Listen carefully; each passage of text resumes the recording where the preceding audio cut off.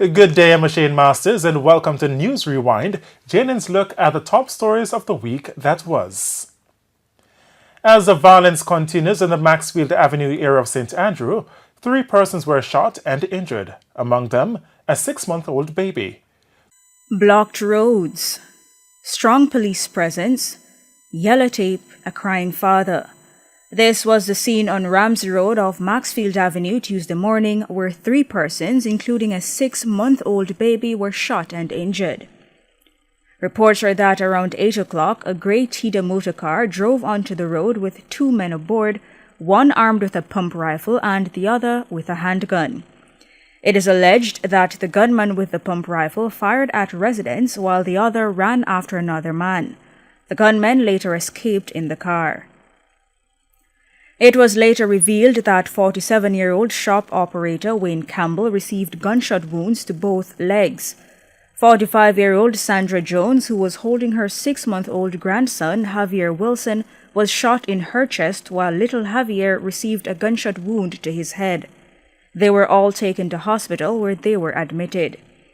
Javier's father, after gathering some strength, spoke with our news team. He had some questions. Well, my first question is, where is Mark Golding? He was very boisterous in other parts of the community. Where is Pastor Wright? These are men who have been in other parts when things have happened. But when things have happened here, it seems as if we have been exiled. And that's just my biggest thing that is in my head. I'm not about revenge. I'm a Christian, and vengeance is the Lord. Whoever has shot my mommy and my son, I'm sure I've taught them at some part, whether it be in Sunday school, whether it be in whatever influence that I've had over them, there must have been some influence. So, on allegations of being absent, one-sided and biased towards the community, Councillor for the Division, Neville Wright, responded. Some idiot been saying that, okay? I don't do that, okay? the allegation is that you... Something just happened. I was at my place, I heard the gunshots fire, right? I can't tell you who gets shot, who not get shot. I just heard that a baby got shot and a youth got shot, right? And I'm here, okay? But there are certain elements, they are angry and they will always say what they have to say, right? So if I go that side, okay, and stand up, you hear something. This is the only community where people had said that I'm biased. There has been an ongoing faction between gangs of Ramsey Road and Sunlight Street. Attorney at law Peter Champagne is calling on authorities to attack the social ills that breed criminals in order to effectively tackle crime. He explained that in his experience, a large number of criminals are illiterate. Kimberly Wright tells us more.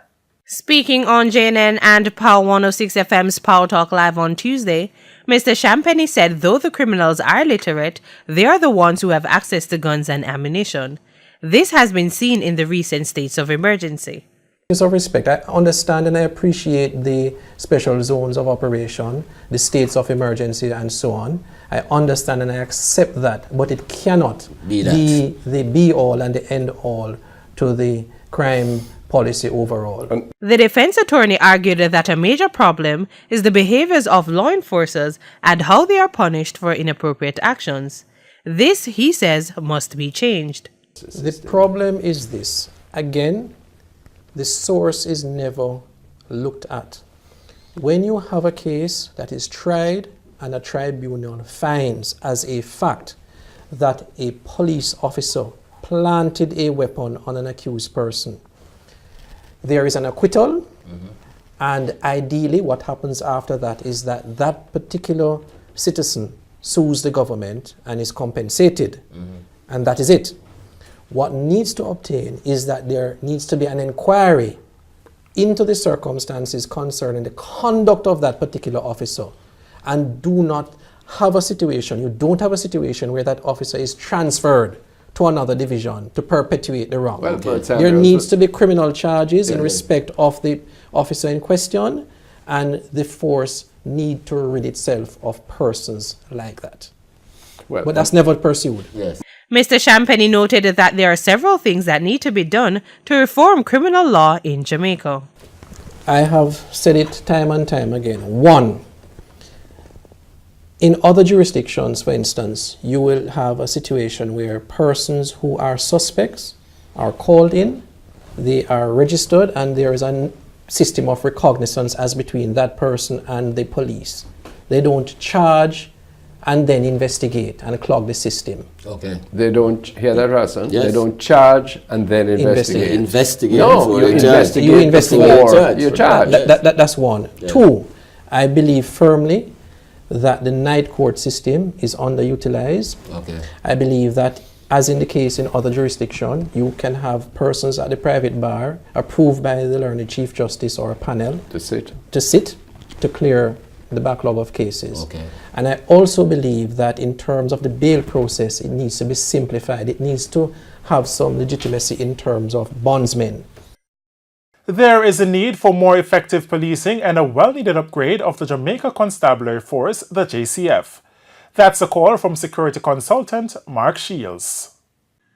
With the prevalence of crime in the country and concerns about the security force's ability to tackle the problem, there is a need for more intelligent and strategic policing. That is the word from security consultant and former Deputy Commissioner of Police Mark Shields. He says while there are hardworking officers within the JCF, there are also non-performers. Either way, he argues that the constabulary needs to use them more wisely. Certain officers understand policing better than others. Correct.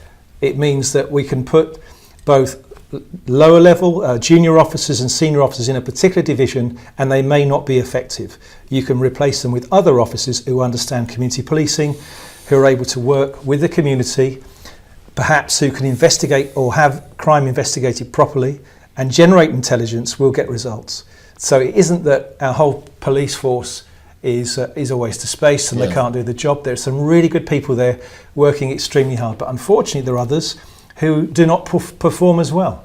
Mr. Shields states that another problem within the constabulary force is the lack of efficient and effective investigating and intelligence gathering skills. The problem we have now is that we have allowed investigations in terms of our capacity to investigate to diminish over a long period of time, and a lot of work now needs to be done to get it back up. It's all right locking people up and kicking in doors, but you need the evidence. You need the evidence in which you can convict them in court. And again, I go back to the last conversation that you had with Peter Champagny, who I respect greatly, where he talked about evidence files going to the court and the judges perhaps reluctantly granting bail because the police have not produced a file with substantive evidence. So all of these things are linked. If we have good investigations, sound investigations, then these people will not get bail because they will stay in custody and hopefully get convicted. He notes that an upgrade is needed in every aspect of the constabulary force, including transportation, communication, and placement of police stations. 5 persons were killed and 2 seriously injured in a motor vehicle crash along the Orchard Main Road in Hopewell and over last Sunday. 3 of the deceased have been identified. The other 2 victims killed are a man and a woman. The deceased, Nicholas French, Joseph Brown, and Philip Jones, all of Green Pond, St. James, along with another man and a woman, were occupants in the same vehicle. It is reported that around 10 o'clock Sunday night, the 5 were traveling in a grey Toyota Corolla motorcar towards Montego Bay, driven by Mr. Brown, when it drifted into the path of a white Toyota wagon traveling in the opposite direction, hitting it. All the occupants of the Corolla died on the scene. A couple in the Toyota wagon sustained multiple injuries. They were taken to hospital where they were admitted. Meanwhile, one woman died as a result of injuries she sustained in a motor vehicle accident in St. Mary Sunday morning. 54-year-old Jasmine Anglin of Stewarttown, St. Mary, was a passenger in a white Toyota Camry motorcar, which crashed while she was on her way from a night. Firefighters worked assiduously to cut her from the wreckage. She was eventually removed and taken to hospital where she succumbed to her injuries. Member of Parliament for Central Manchester Peter Bunting says it's time to entrench the Electoral Commission of Jamaica ECJ in the Constitution. The former ECJ Commissioner has warned against what he terms a threat to the integrity of the ECJ and to the country's democracy. More in this report. Mr. Bunting said he believes the integrity of the ECJ is being undermined because of the forced departure of the Director of Elections, Orette Fisher. Commission of Jamaica was always held up as an example to the rest of the region. We can't just make one crass bully come put all of that at risk. That is not acceptable. It should not be acceptable to well-thinking Jamaicans. He called on his opposition colleagues, Deputy General Secretary Senator Wentworth Skeffrey and General Secretary Julian Robinson, who now serve on the commission, to be vigilant and not to be bullied into any decision that would undermine the ECJ. It starts with the director, but if you read his letters, it speaks to a hostility to the management. And if we allow this to slide, then what we're saying to the staff at the electoral office, we say that bullies get their way. And I say to Comrade Skeffrey and Comrade Robinson, you cannot allow that to continue. It may have happened before your time, but you are at the helm now, and you must correct that, and you must ensure that the ECJ gets back on course. Mr. Bunting also called on Prime Minister Andrew Holness to reconsider the questionable appointment of a current commissioner of the ECJ. And if the Prime Minister has any sense of history, if he understands, and if he is too young, talk to his mentor, Edward Philip George Siaba, and he will tell him what 1980 was like. If he has any sense of the importance of this institution to our democracy and to the quality of life of the people of Jamaica, he will remove that errant commissioner as his appointee and put somebody there who is more responsible and understands the importance and the gravity of the work that's done by the Electoral Commission. Mr. Bunting was speaking at a PNP conference at the Manchester High School in Mandeville on Sunday night.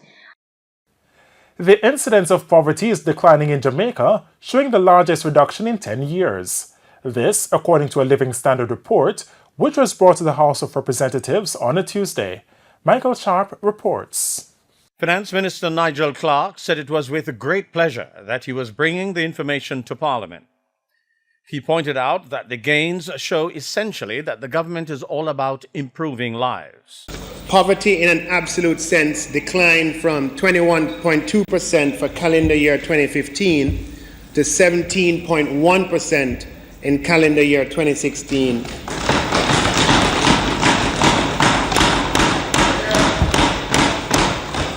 A fall of 4 percentage points, which represents a 19% drop in the incidence of poverty, the largest annual reduction in 10 years.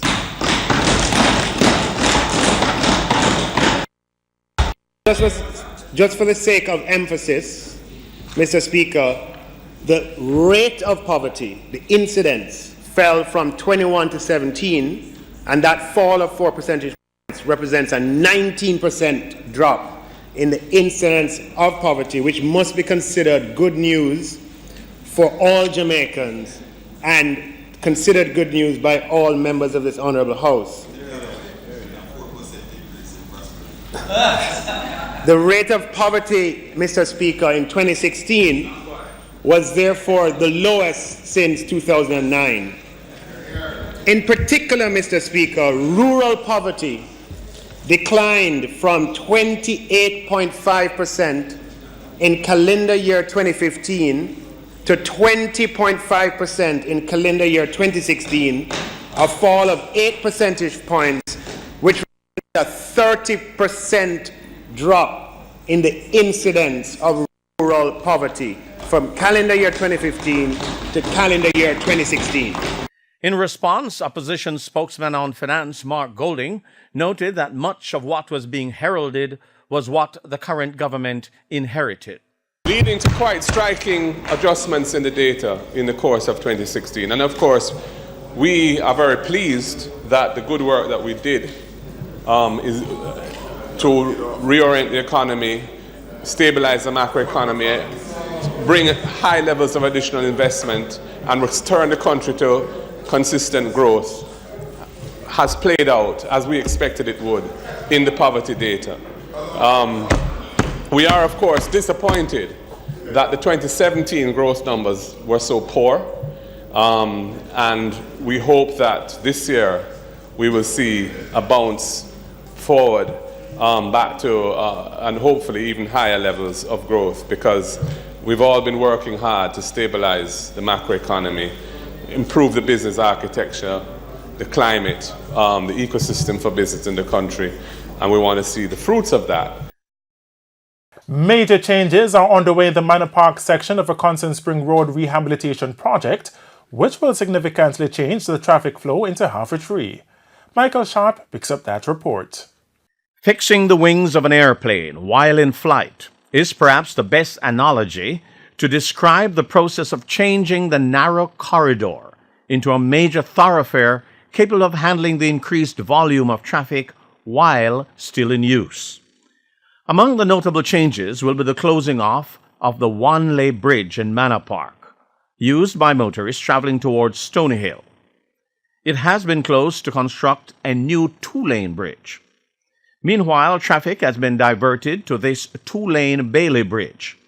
You may recall that a Bailey Bridge is portable, prefabricated, and was developed by the British during World War II. Another change of note is the lay-by set out for the minibuses that are traveling from Stony Hill into Manor Park. In the meantime, excavation continues along the roadway for the sewer system that is being put in place for future use by the National Water Commission. The construction points along the way involve perimeter fences being moved back on both sides to accommodate the widening of the roadway into 4 lanes.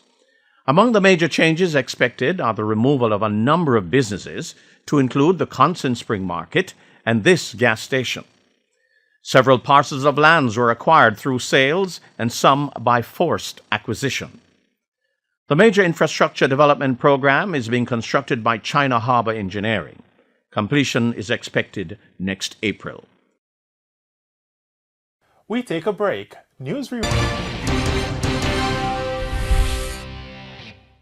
Welcome back to News Rewind. Now for the top business stories of the past week. I'm Shane Masters.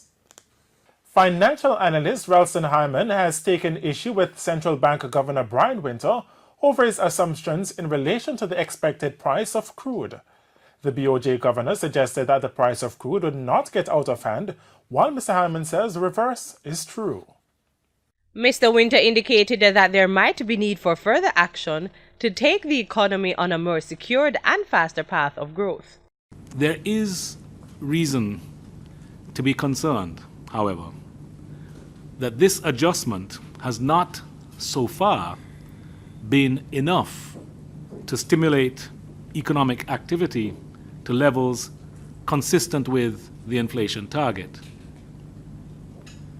Therefore, notwithstanding the projected modest increase in inflation in the near term, there may still be a need for further and more robust downward adjustments in the policy rate in order to overcome the sluggishness of the ongoing economic recovery.